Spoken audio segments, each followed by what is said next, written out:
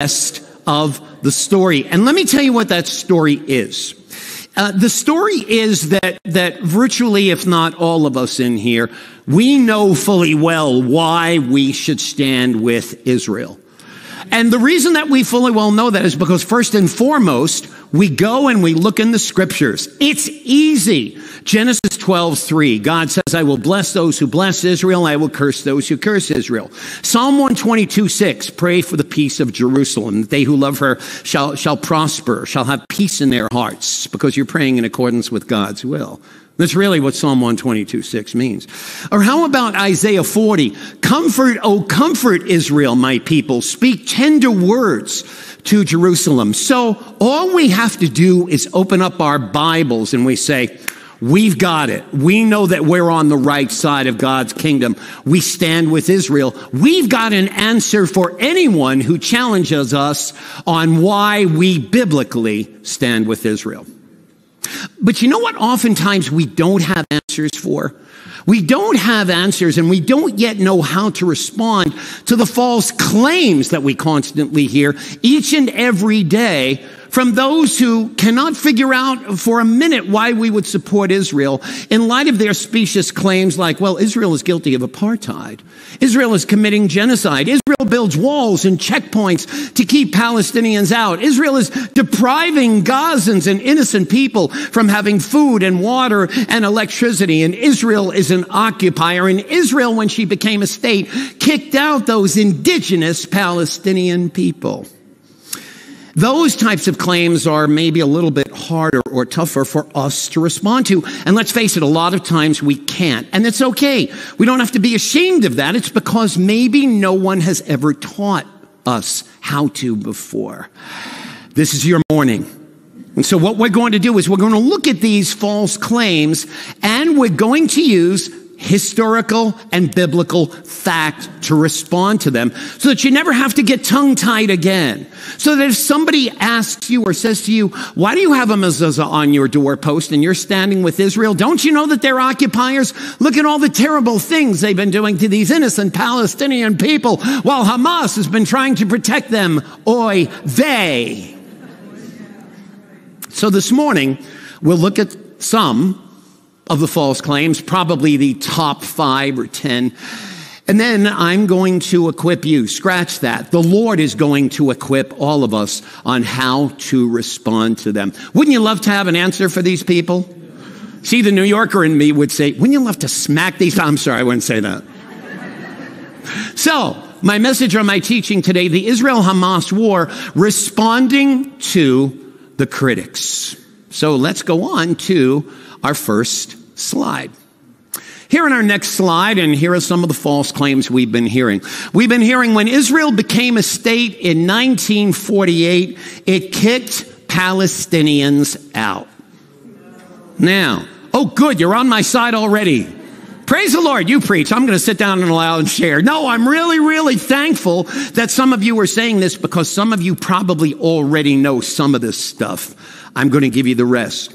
The claim here is that when Israel became a state on May the 14th of 1948, that in Israel there were Israelis and Arabs living together side by side. And that is true. And that's probably the only part that's true. And the part that comes next is that, well, you know, when Israel became a state, there had been Jewish people or Israelis and Palestinians living together side by side as in peace as friends. But when Israel became a state, they said to those Arabs or those Palestinians, you know, we have our own land now, and we know that you Palestinians have been living among us for many years, but this is our land and you need to get out. So bye. And that is a common claim, and that is a claim that has been churned out over and over again pretty much since 1948. Do we have a response to those types of claims? Well, here's a little bit of an idea for you. First of all, let's look at history and the Bible. As I said earlier, Israel became a state May the 14th of 1948, that afternoon, 4 o'clock in the afternoon. The man who would become Israel's first prime minister, Dr. David Ben-Gurion, entered an art museum building in Tel Aviv and got together with a council, and it was on that day that they had all agreed that Israel would become her own sovereign state. By the way, this is prophesied in Scripture. Isaiah chapter 66, verses 7 and 8 is really the verses you want for this. Part of it says, can a nation be brought forth in a moment? Can a country come to be in a minute? And then it says, yet no sooner is Zion in labor, giving birth to her children, that the labor pains have already come. Which is kind of weird because it talks about the birth of a child, but yet it says the birth of the child will come first and then the labor pains will follow. How many of you know that's weird? And even Isaiah says, look, who has ever heard of such a thing? Who has ever seen such things? It's crazy, but that's exactly the way it happened. The birth of Israel, easy. All it took was a vote. But then the following day, 5 Arab nations and another 2 by proxy declared war against her. And the labor pains have been going on ever since, even up to the present day through the terrorist group Hamas. But the idea is, or the claim is, that when Israel became a state, it kicked the Palestinian residents out and they became displaced and they became refugees, and it's all Israel's fault. It's an interesting claim, and I guess anybody can make anything up and throw it against the wall and make it stick. But I think all of us have a responsibility to put fact and history in and dispute and dispel these claims once and for all. What really happened? Well, something else happened in that building on May the 14th of 1948. The first government of Israel wrote up a Declaration of Independence, just like our nation did 200 plus years ago. And let me show you one of the articles in the Israeli Declaration of Independence. It's on our next slide here on the screen. It says, we appeal to the Arab inhabitants of Israel, listen to this, to A, get out? No. Participate in building up the state of Israel, and doing so on the basis of full and equal citizenship and due representation in all its provisional and permanent institutions. How in the world can anybody say Israel kicked out its Arab or Palestinian neighbors when all you have to do to refute that, and Israel thought so much of those neighbors, they put it in writing for all to see. Israel wanted them to stay. So if Israel wanted them to stay, what happened? Because they did leave. But guys, it wasn't Israel that kicked them out. Let me tell you who it was. And that's on our next slide.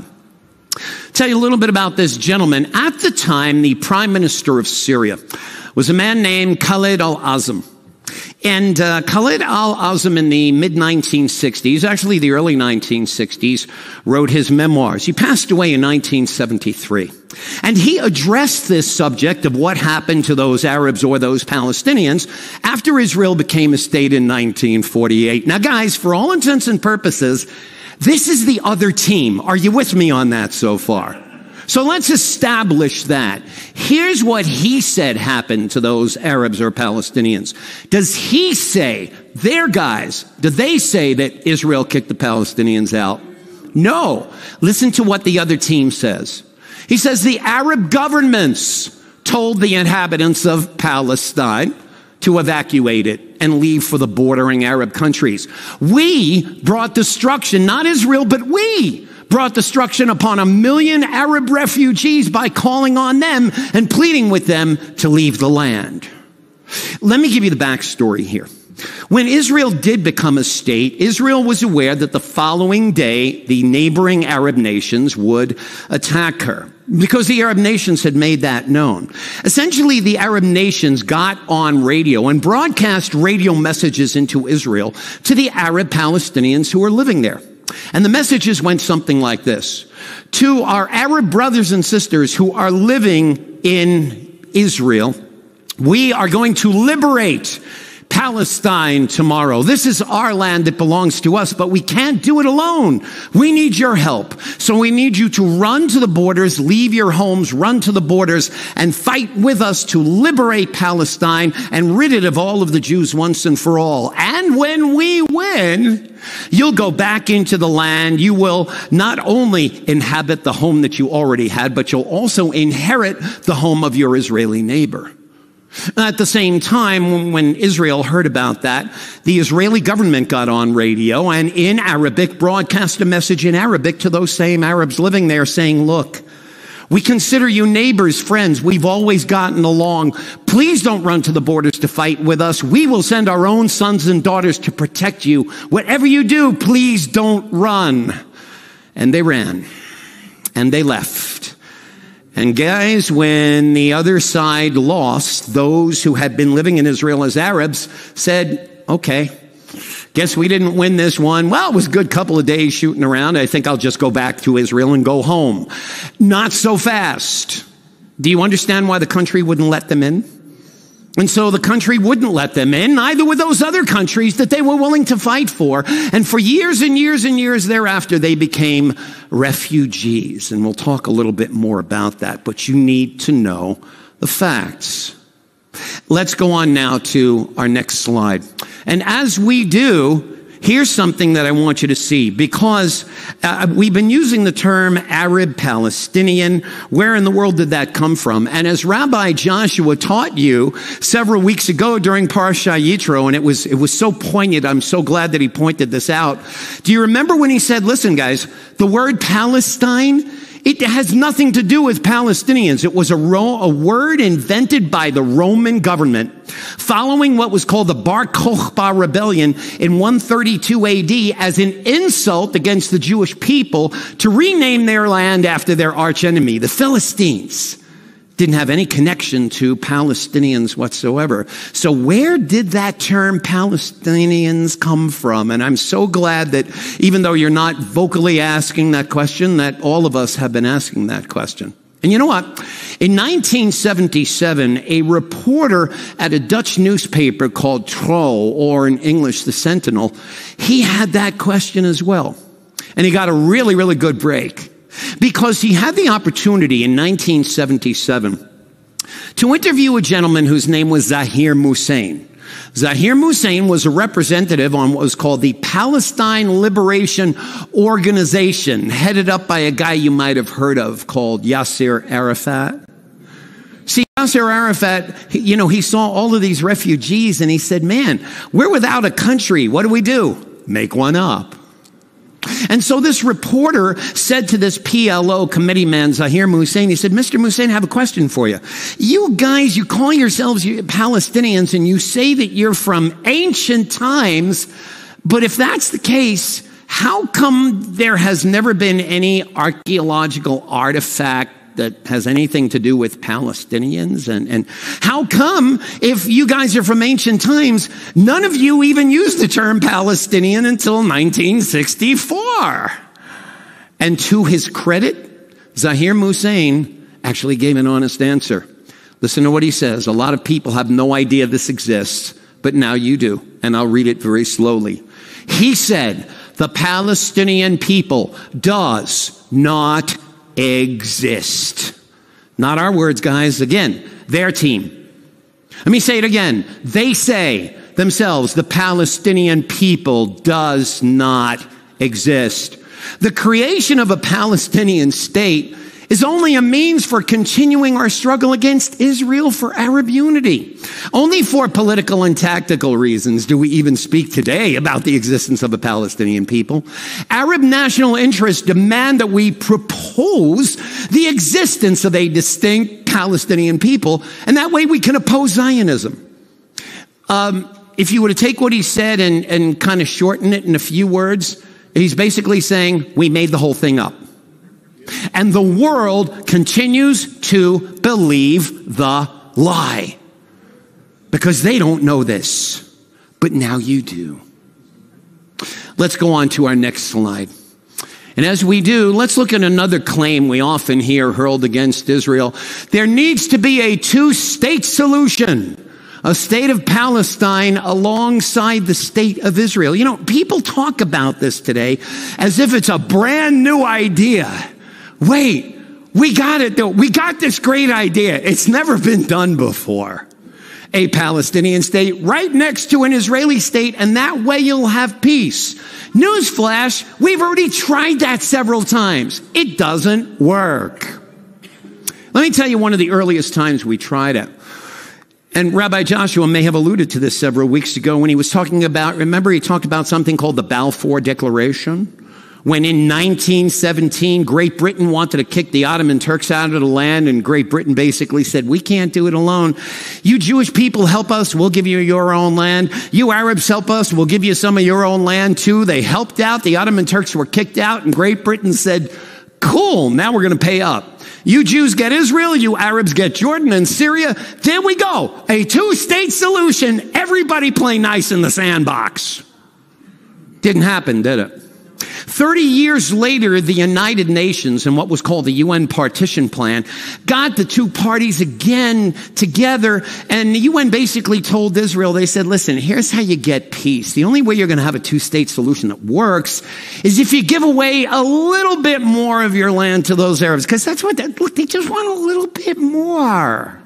So just give them a little bit more. And we did, and after we did, we got attacked even more mercilessly. And by the way, did you hear about a more recent time that we tried a two-state solution? Let me show it to you. Let's go to our next slide. Here on our next slide, well, first of all, before I get to that example, let me explain why a two-state solution can't possibly happen.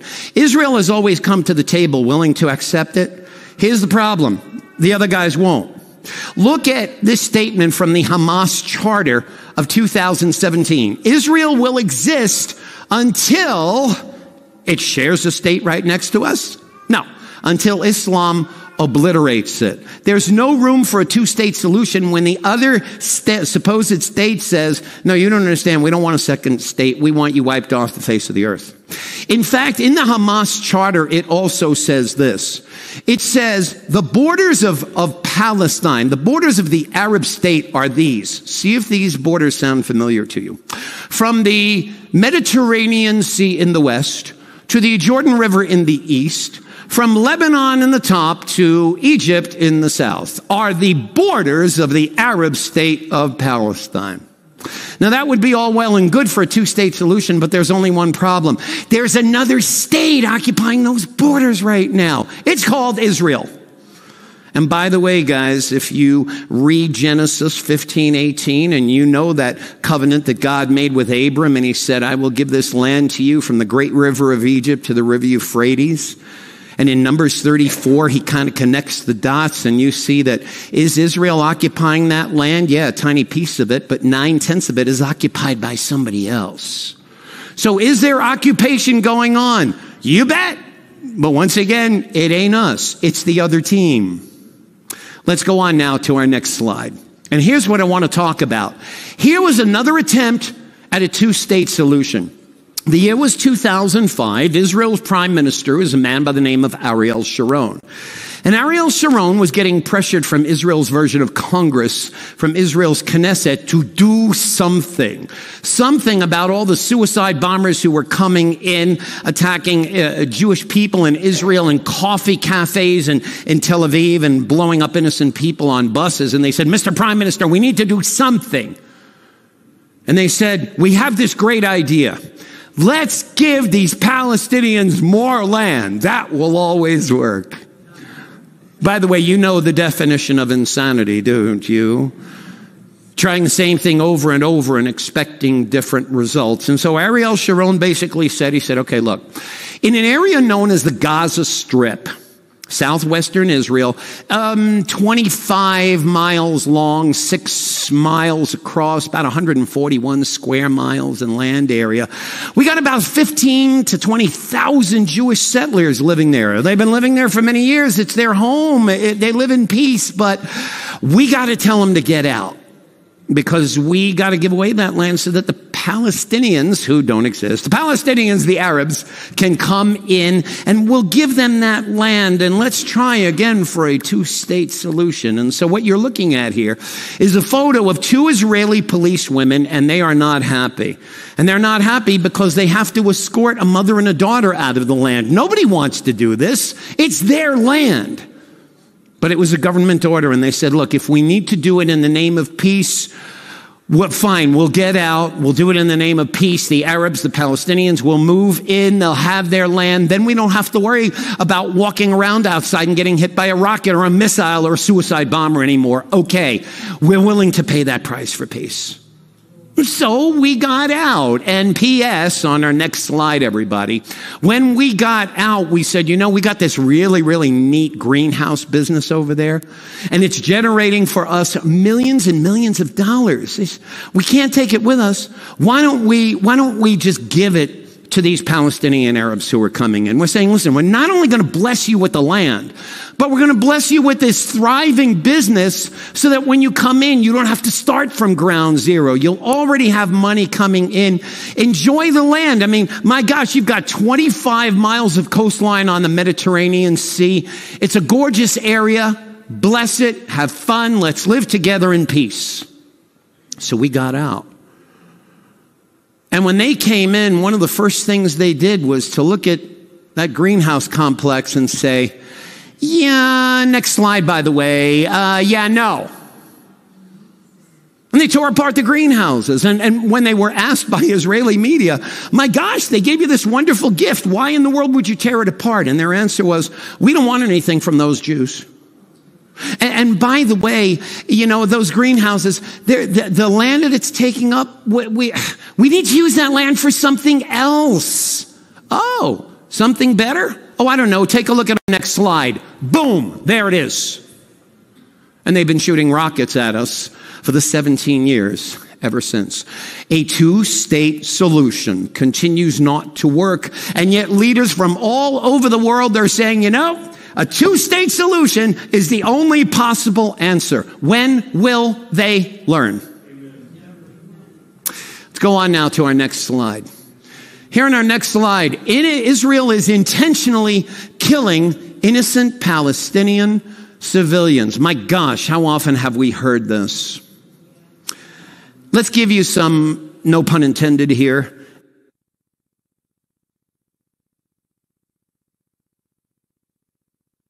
first of all, maybe the reason Palestinian civilians are getting killed is because Hamas itself is putting those innocent Palestinian civilians in harm's way.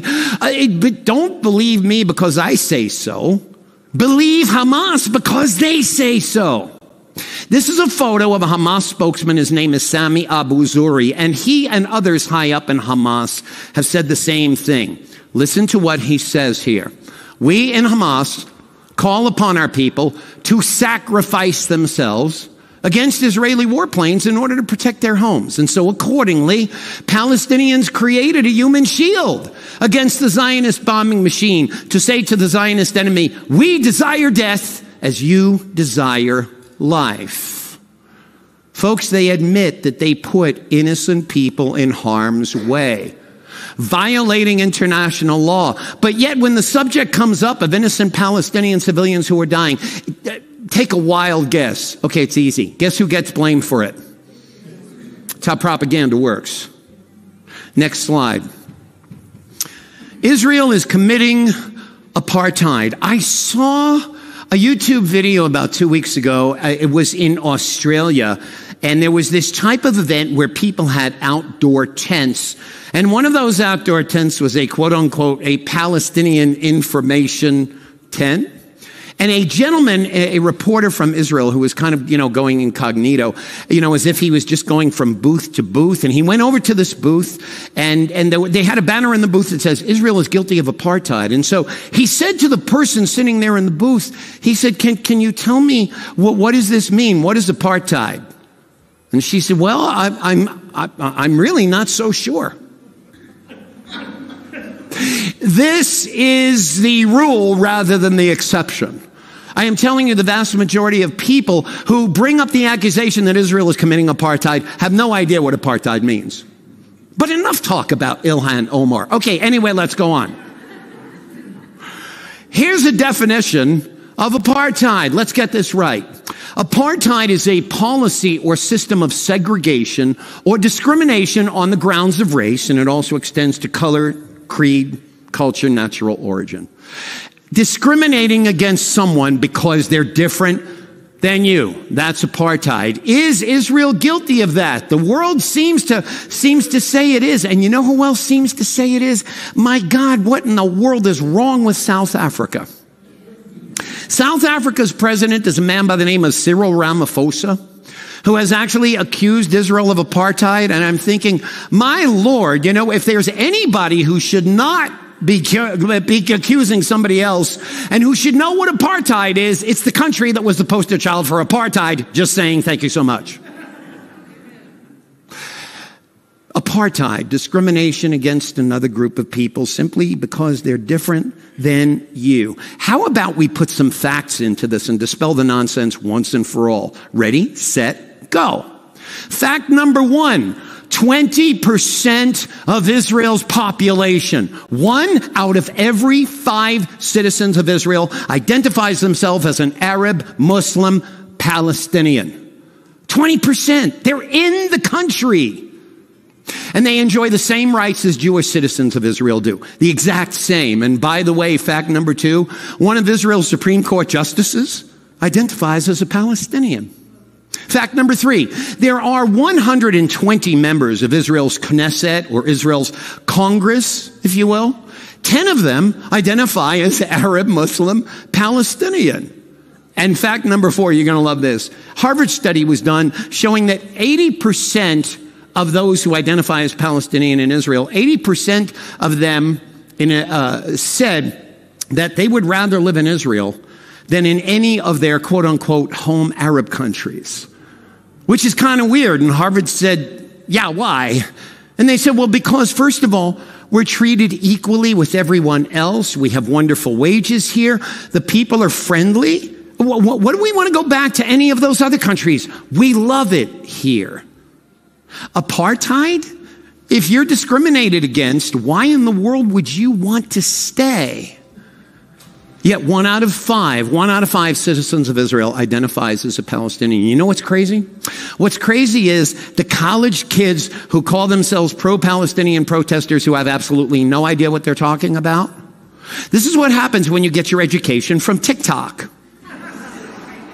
When you're out there on the streets protesting against Israel, saying that you support Palestinians, yet at the same time saying we need to send more rockets at Israel and blow Israel up because we are pro-Palestinian, careful, there's 1 in 5 chance one of those rockets is going to hit somebody that you yourself say you're supporting. Just saying.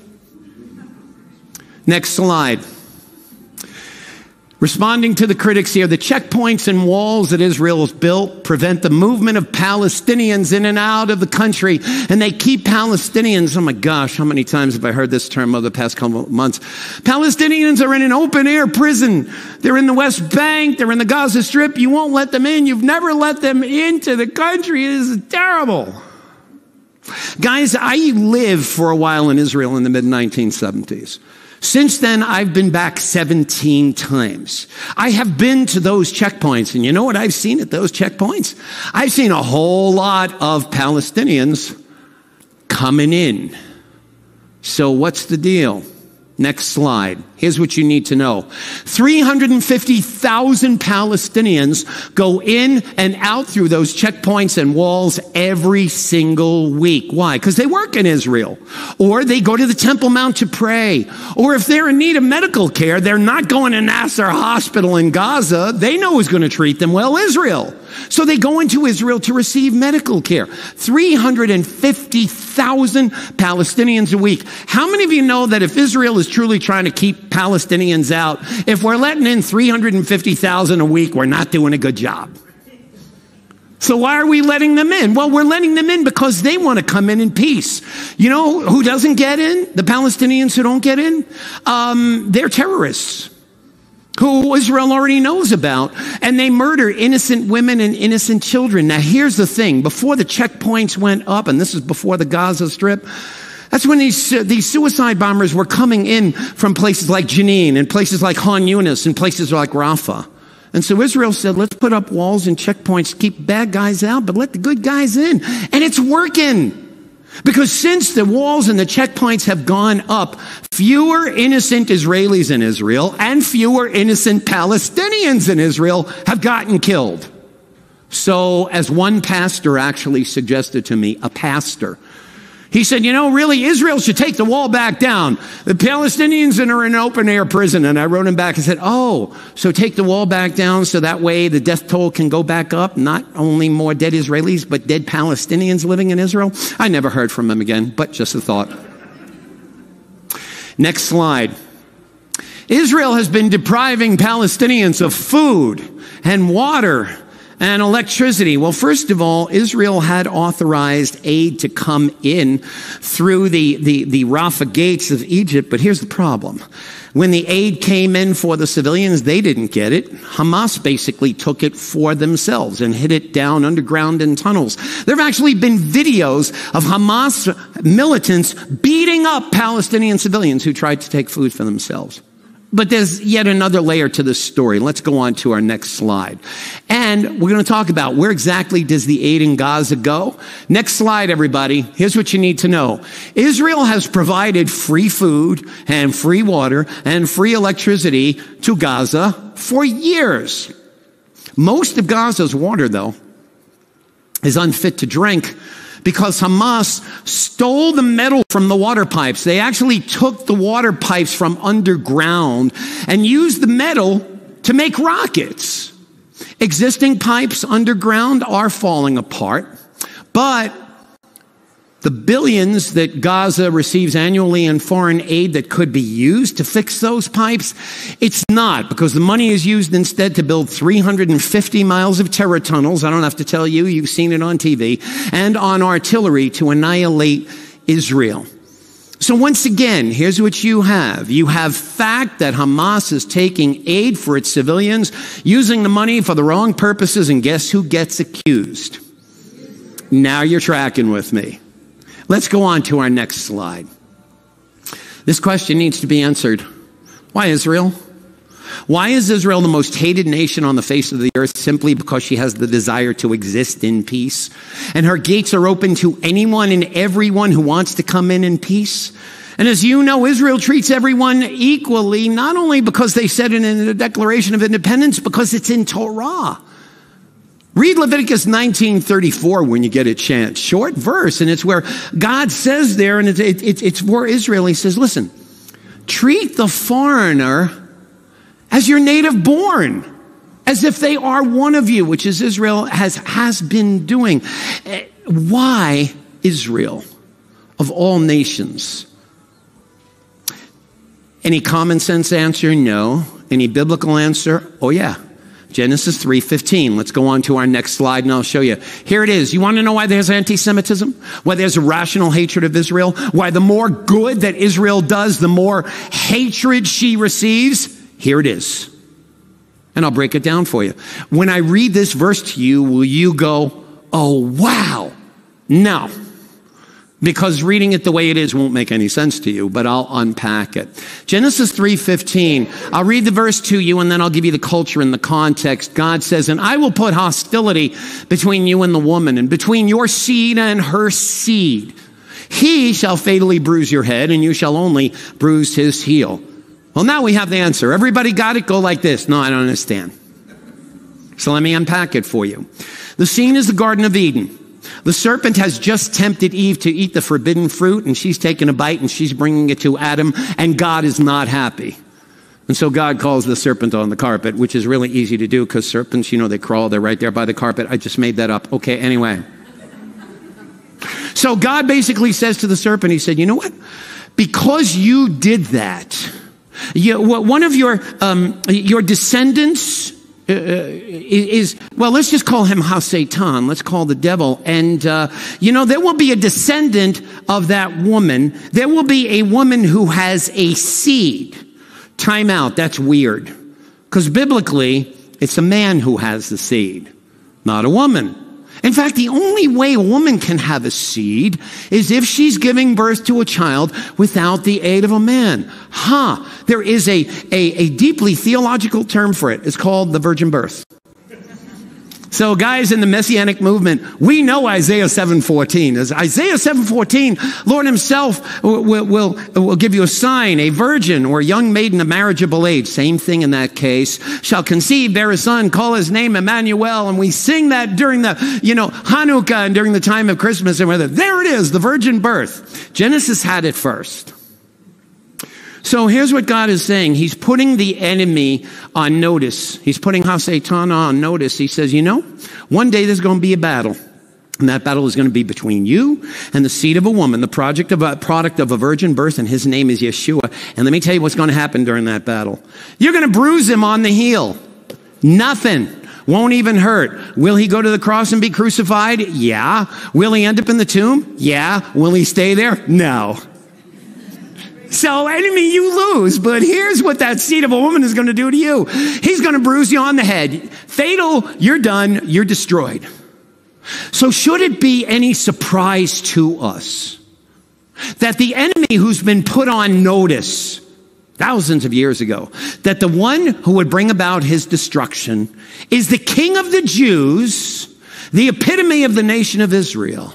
That the enemy would have a vested interest in going after the people of Yeshua's line and after the nation that he's supposed to be coming back to. And by the way, P.S. he will, regardless of what the devil does. Could it be that the enemy has a plan and says, Genesis 3:15 says this. Okay, I got to find a way to change that. Okay, what can I do to kind of disrupt that plan? It says, well, okay, so Yeshua's going to come back to Israel, and then he's coming after me. Wait a minute, I got a great idea. If I can twist the hearts and minds of the world to come against Israel, to get them to destroy Israel, then when Yeshua's ready to come back to Israel, there won't be an Israel for him to come back to, so he won't come back. And since he won't come back, he also can't get me, so therefore I win. Boom. That's why you got what you got. Anti-Semitism, Hamas, call it what you will. Spiritual war, everybody. On to our next slide. And I think we're almost done here. And on October 7th when this happened, within a day, I was getting calls from some people who come to my congregation because I'm with Jewish Voice Ministries, but I love it because on Shabbat mornings at 10:30, I'm usually behind the pulpit as a rabbi of Congregation Tree of Life in Phoenix, Scottsdale, Arizona. But today they said, we'll loan you to Beth Sar Shalom. Tell those people we love them, but make sure you come back. And I said, okay, so from my congregation to yours, Toda Rabbah, thank you so much. But within like a day of October 7th, I had people calling me left and right on the phone saying, Rabbi Jack, I know that this is Bible prophecy. It must be the war of Ezekiel, the war of Gog and Magog. And everybody's saying Gog and Magog, the Ezekiel war. And I'm like, hold on. Time out. Don't be so quick to rush to judgment and say, it's this war. Read your Bible. Because in those chapters of Ezekiel, you know what it says regarding the Ezekiel war, the war of Gog and Magog?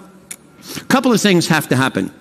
Number one, Israel would be attacked. One of those countries that would attack Israel would be from the far north. That ain't happening yet.